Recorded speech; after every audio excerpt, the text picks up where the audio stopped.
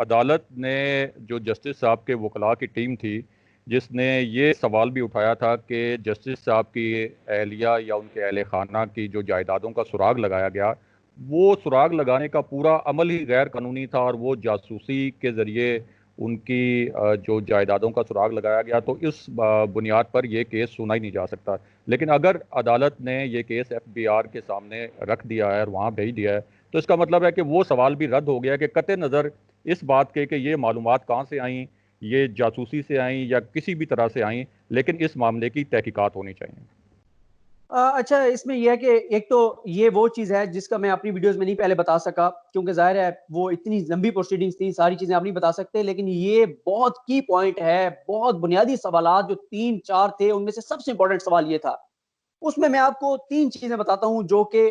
फ़रोग़ नसीम साहब ने अपने दलाइल से साबित करने की कोशिश की। अदालत उसे कितनी कन्विंस हुई या नहीं हुई, वो तफ़सीली फ़ैसले में आएगा। पहला पॉइंट उनका ये था कि यूके में जब आप प्रॉपर्टी खरीदते हैं, तो वो वहाँ पे रजिस्टर्ड हो जाती है, और जब आपकी रजिस्ट्रेशन वहाँ पे हो जाती है, तो वो पब्लिक डोमेन में आ जाती है। यूके के उन्होंने कवानीन पढ़कर बताए कि यूके के कानून के मुताबिक जो भी वहाँ पे प्रॉपर्टी खरीदता है, उसके बाद वो ये नहीं कह सकता कि मेरी ये प्रॉपर्टी पब्लिक डोमेन में नहीं आनी चाहिए। और अगर वो किसी चीज़ को वहाँ पे छुपाना चाहता है, वो वहाँ पे लैंड रजिस्ट्री को दरखास्त देगा और बताएगा कि मेरी ये मालूमात आप छुपा दें, और उसको उनको मुतमईन करना होगा उस इदारे को कि क्यों आपकी हम ये मालूमात छुपा दें। वरना यूके के कानून के मुताबिक आपकी प्रॉपर्टी की जो मालूमात है वो पब्लिक डोमेन में है। उसके अंदर उन्होंने एक मिसाल दी। ये मैं सॉरी इसलिए तफसील से थोड़ा सा बताऊंगा कि क्योंकि पहले मैं इसको नहीं बता सका। उन्होंने मिसाल ये दी कि अमेरिका की एक अदालत की उन्होंने मिसाल दी कि मुझे वो बिल्कुल कंफर्म नहीं है, मैं नोट्स मुझे देखने पड़ेंगे। यूके या यूएसए की अदालत की उन्होंने मिसाल दी, शायद यूएसए थी, कि वहां पे ये हुआ कि एक 12 साल बच्ची ने एक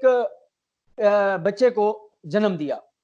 तो रिपोर्टर्स जो थे, मीडिया जो था, वो इस खबर को रिपोर्ट करना चाहता था कि बहुत बड़ी बात है कि एक 12 साल की बच्ची ने जो है वो एक बच्चे को बर्थ दी है। तो वो जो उसके घर वाले थे उस बच्ची के, और वो बच्ची वो अदालत में चले गए। उन्होंने कहा कि जी ये मीडिया खबर लगाना चाहता है, इनको रोकिए, ये हमारी पर्सनल इंफॉर्मेशन है, ये कैसे मीडिया जो है वो पब्लिक कर सकता है, लोगों के सामने ला सकता है। केस चलता रहा। अदालत ने फैसला ये दिया कि जब बच्चे को जन्म दिया इस बच्ची ने, वो जो बर्थ थी उसकी वो रजिस्टर्ड हो गई। जो भी डिपार्टमेंट था, इदारा था, वहां पे आपने उसको रजिस्टर्ड करवा दिया। जैसे हमारे यहाँ बच्चे की पैदाइश होती है तो उसकी रजिस्ट्रेशन होती है। उन्होंने कहा जब आपने ये रजिस्टर्ड करवा दिया, रजिस्ट्रेशन हो गई, अब वो इन्फॉर्मेशन पब्लिक डोमेन में आ गई है। अब आप ये क्लेम नहीं कर सकते कि ये उसकी पर्सनल इन्फॉर्मेशन है। तो उन्होंने ये कहा कि ये फाइज़ साहब नहीं क्लेम कर सकते कि ये उनकी पब्लिक प्राइवेट इंफॉर्मेशन थी और वो जासूसी से निकाली गई, क्योंकि ये तो उन्होंने वहां पे रजिस्ट्रेशन हुई है, वो पब्लिक डोमेन में थी। लेकिन काजी फाइज़ साहब का केस ये था कि इन्होंने कहा कि 192.com के ऊपर आप जब किसी का नाम लिखते हैं तो प्रॉपर्टी आ जाती है, उसके एड्रेस को वहां से कॉपी करके लैंड रजिस्ट्री पे जाते हैं तो वो प्रॉपर्टी जो है उसकी डिटेल मिल जाती है। उन्होंने यहाँ पे 2 पॉइंट उठाए। पहली पॉइंट तो उनका ये था कि जो दरखास्त गुजार वहीद डोगर है, उसको काजी फाइज ईसा साहब की अहलिया का नाम कैसे पता चला। जस्टिस सजाद अली शाह साहब ने भी ये कहा, उन्होंने कहा कि फाइज ईसा साहब की अहलिया का नाम तो हमें नहीं पता था, तो वही डोगर को कैसे पता चल गया। दूसरा पॉइंट मुनीर मलिक साहब का ये था कि बात यह है कि जब आप उसको अप्लाई करते हैं, बाकायदा वहां पे रजिस्ट्रेशन आपको करवानी पड़ती है, अप्लाई करने वाले को ऑनलाइन पेमेंट करनी पड़ती है, फिर उसके बाद वो आपको ईमेल पे वो जवाब भेजते हैं और वहां से आपको वो तफसीलात डाउनलोड करनी पड़ती हैं। उनका ये सवाल था कि वहीद डोगर को तो छोड़ दें, चलो वहीद डोगर का हम बात नहीं करते, लेकिन जो एआरयू ने वाइड रिसर्च की उसकी तफसीलात दे दें कि किसने अप्लाई किया, किसके ईमेल पे वो जवाब आया, और अगर इस चीज पे आप जाएंगे तो खुल के सामने आ जाएगा कि किसने ये रिसर्च की और कैसे हुई। लेकिन इससे अगला पॉइंट उन्होंने एस्टैब्लिश ये किया फ़रोग़ नसीम साहब ने कि एक लम्हे के लिए हम मान लेते हैं कि इलीगल तरीके से इंफॉर्मेशन आई,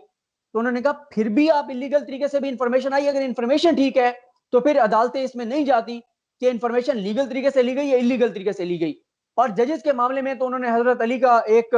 खत जो है और उनके कुछ अकवाल कोट किए कि हजरत अली का उन्होंने बताया कि हजरत अली तो ये भी कहा करते थे कि आप जो काजी हैं उनकी जासूसी के लिए एक पूरा सिस्टम बनाएं कि वो देखें कि काजी क्या कर रहा है क्या नहीं कर रहा, ताकि काजी के मामला से रियासत जो है वो बाखबर हो। इस हद तक उन्होंने गए। वो इन पॉइंट्स के ऊपर उन्होंने कहा कि अगर इंफॉर्मेशन दुरुस्त है तो फिर ये सवाल अदालतें नहीं देखती कि ये इंफॉर्मेशन किस तरीके से आई। दूसरा उन्होंने इसमें पॉइंट ये एस्टेब्लिश किया कि जस्टिस अजमत सिंह शेख साहब का एक फैसला है 2017 का, जिसमें वो पब्लिक ऑफिस होल्डर्स के लिए कहते हैं, एमएनएस के लिए कहते हैं, एमपीएस के लिए कहते हैं कि अगर किसी रुकने असम्बली के असासों और जायदादों के हवाले से सुप्रीम कोर्ट के पास इंफॉर्मेशन आ जाती है किसी भी तरीके से, और अगर दरखास्त में कोई फ्लॉज भी हैं, जो दरखास्त गुजार है उसकी चीजों में फ्लॉज भी हैं, तो सुप्रीम कोर्ट 184(3) के तहत आईनी तौर पर पाबंद है, हमारे हलफ का तकाजा है कि हम उस रुकने असम्बली के खिलाफ कार्रवाई करें। इसका उन्होंने हवाला दिया। उन्होंने इलेक्शन का हवाला दिया, रोपा के कुछ जो शिके हैं उनका, के और उमर बंदयाल साहब का इस पर फैसला मौजूद है, फैसल अरब साहब का फैसला मौजूद है कि अगर कोई इलेक्शन पिटीशन लेकर इलेक्शन कमीशन के सामने जाता है और उसमें कोई डिफेक्ट्स हैं इलेक्शन पिटीशन में, इलेक्शन कमीशन उसकी पिटीशन को उठा के बाहर फेंक देगा, लेकिन इलेक्शन कमीशन कहेगा क्योंकि वो इन्फॉर्मेशन हमारे पास आ गई है, अब हम इसको प्रोसीड करेंगे क्योंकि हमारे पास सो मोटो प्रोसीडिंग का इख्तियार है। तो उनका ये कहना था कि जब ये इन्फॉर्मेशन आ गई एसजेसी के पास, अब वो उठा के हमारा रेफरेंस रद्दी की टोकरी में डाल सकते हैं, डाल दें, लेकिन वो कहेंगे क्योंकि हमारे पास इंफॉर्मेशन आ गई है, हम इसको सो मोटो पावर के तहत प्रोसीड करेंगे। तो ये उनका पॉइंट था कि पहली बात यह है कि जासूसी नहीं की गई, दूसरी बात यह है कि अगर इलीगल तरीके से हमने इकट्ठे किए भी हैं, इंफॉर्मेशन हमने इकट्ठी की भी है, तब भी ये इंफॉर्मेशन जो है वो अदालत के अंदर, और उन्होंने यहाँ पे एक पॉइंट नहीं कहा लेकिन मैं अपनी तरफ से आपको बता देता हूँ। जब नवाज शरीफ साहब का केस था, तो नवाज शरीफ साहब के वकला का केस ये था कि ये डॉक्यूमेंट्स जो हैं ये इलीगल तरीके से हासिल किए गए हैं। आपको याद होगा जेआईटी के ऊपर इल्जाम लगा था कि वाजिद ज़िया साहब ने अपने कज़म की फर्म को हायर किया और गैर कानूनी तरीके से डॉक्यूमेंट्स इकट्ठे किए, और कुछ वो कहते थे फोटोकॉपीज हैं, कुछ वो कहते थे कि स्क्रीनशॉट हैं, ये सारी चीजें। लेकिन अदालत ने कहा था उस वक्त, हम अदालत में मौजूद थे जब जजेस ने कहा था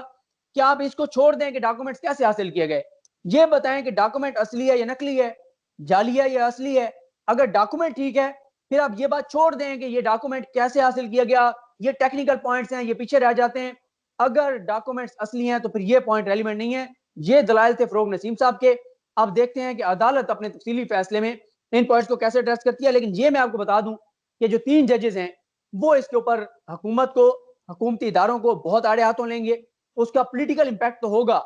मीडिया के ऊपर तो उसका एक इंपैक्ट होगा, लेकिन उसके लीगली कोई कंसिक्वेंसेस हुकूमत के लिए नहीं होंगे जब तक 7 जजेस जो हैं वो कोई भी ऐसी चीज जो है ना लिखें। अच्छा, ये मामला जो अब एफबीआर को भेजा है सुप्रीम कोर्ट ने,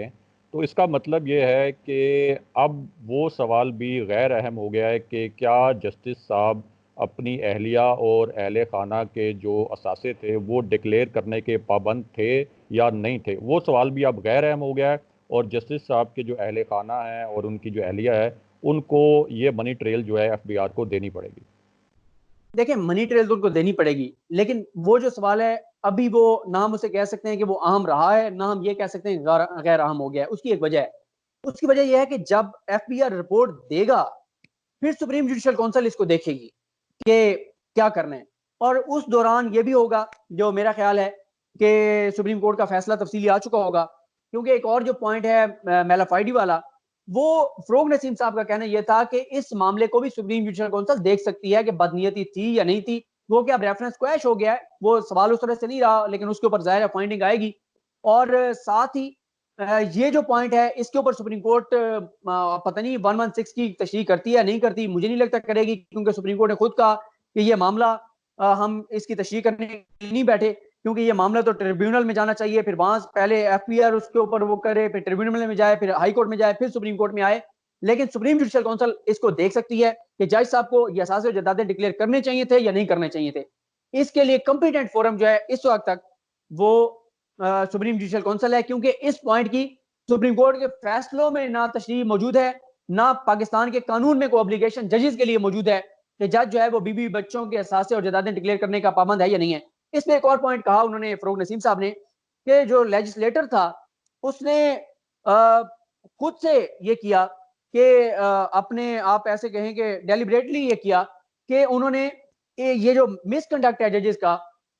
इसकी तशरीह नहीं की। इसलिए तशरीह नहीं की, इसलिए इसकी डेफिनेशन नहीं रखी, इसलिए इसकी तारीफ नहीं की, इसको इसलिए ओपन रखा गया है कि जब भी किसी जज के हवाले से मिसकंडक्ट की बात आए तो उसको सुप्रीम जुडिशियल काउंसिल ही देखेगी। और इसमें एक और पॉइंट उन्होंने एस्टैब्लिश किया कि मिसकंडक्ट सिर्फ ये नहीं है कि वायलेशन ऑफ लॉ है। अगर वायलेशन ऑफ लॉ सिर्फ मिसकंडक्ट होता फिर तो ये वायलेशन ऑफ लॉ नहीं है, क्योंकि लॉ कोई जजेस के लिए एग्जिस्ट नहीं करता कि वो बीवी बच्चों के जदादें और असासे डिक्लेयर करने के पाबंद हैं। वो कहते हैं कि इसमें मॉरल ऑब्लिगेशन भी आ सकती है, एथिकल भी आ सकती है, रूल ऑफ प्रॉक्सिमिटी भी हो सकता है, कुरान मजीद से जो उन्होंने चीजें बताई वो भी हो सकती हैं। तो ये आप देखना, बहरहाल सुप्रीम जुडिशल काउंसिल नहीं है।